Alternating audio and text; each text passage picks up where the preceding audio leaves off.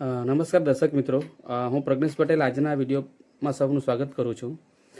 આજે હું નવસારી જિલ્લાના એક પશુપાલક મિત્રની મુલાકાત આવ્યો છું, જેઓ ઘણા વર્ષોથી પશુપાલન કરી રહ્યા છે. તો એમના પશુપાલનમાં કંઈક તકલીફો આવતી, જેમાં હાલમાં એમને નિવારણ મળી ગયું છે.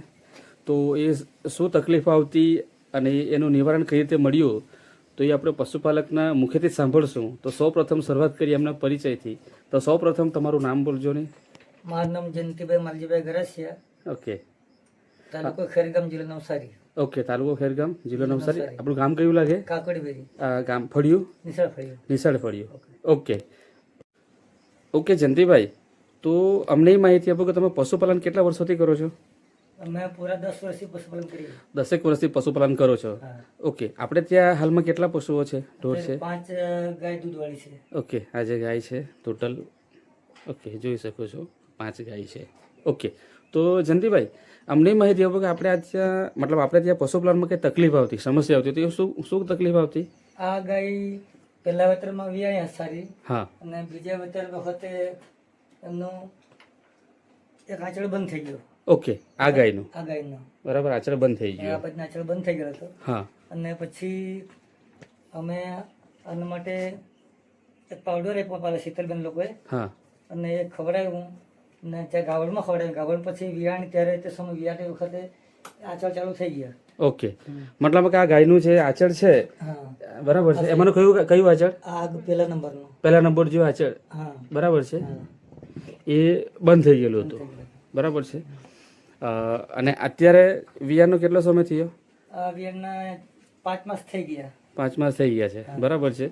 તો હાલમાં આ વેતરમાં મતલબ આચળ ખુલી ગયું બરાબર છે. આ ગાયનું કયું વેતર છે ટોટલ? આ ત્રીજું વેતર.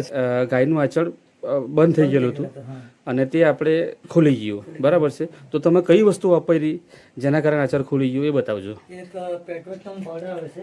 ઓકે, બતાવજો. આ જે નેટસફ કંપનીની પ્રોડક્ટ છે, જે પશુ માટેનું એક સંપૂર્ણ આહાર છે, પેટવેટ. આ તમે ઉપયોગ કર્યો બરાબર છે.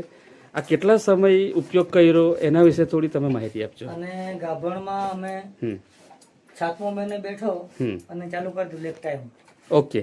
પછીથી છેલ્લે ચાલુ જ રાખ્યું છેલ્લે ડાયરેક્ટ સુધી. ઓકે. અને વિયાણ હો સારી રીતે થઈ ગયું અને મેલી પણ પડી ગઈ. ને પછીથી આમ તો અમે ગાય વેચી જ લાખવાના હતા.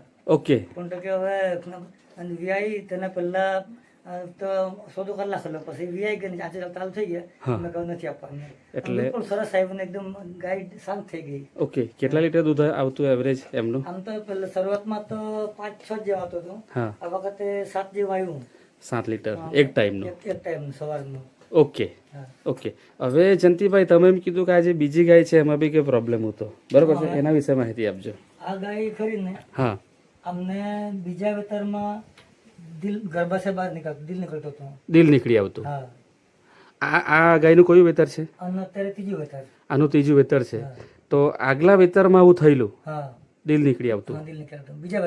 બીજા વેતરમાં આ ગાયનું દિલ નીકળી આવતું બરાબર છે. આ વખતે દિલ નહીં નીકળ્યું. આ વખતે દિલ નહીં નીકળ્યું બરાબર. એનું કારણ શું?